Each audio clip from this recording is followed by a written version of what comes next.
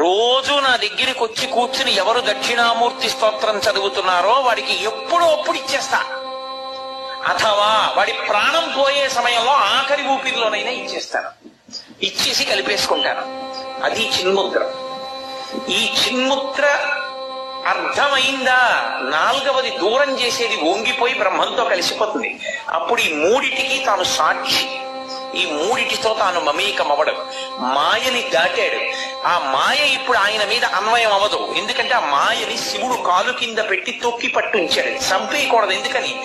అజ్ఞానంలో ఉండి భగవంతుణ్ణి విడిచిపెట్టి మాకు భోగాలు కావాలని తిరుగుతారు కొంతమంది.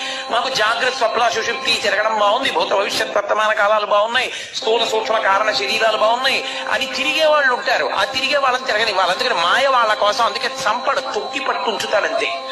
ఆయన నవ్వుతూ ఉంటాడు. నేను ఎవరి మీద పడాలో వాళ్ళ మీద పడతాను. చాలా మంది ఉన్నారు నాకు. ఒక్కడిని నువ్వు అనుగ్రహించు అని అందుకే తొక్కి పడితే వాడు తలెత్తి నవ్వుతూ ఉంటాడు. ఇది చూడండి. అందుకే అపస్మారుడు అంటారు. మాయా దాన్ని తొక్కి పడతాడు. ఇంకొక అర్థం ఏమిటో తెలుసా? మనసు బుద్ధి దేన్నైనా పట్టుకుంటాయి.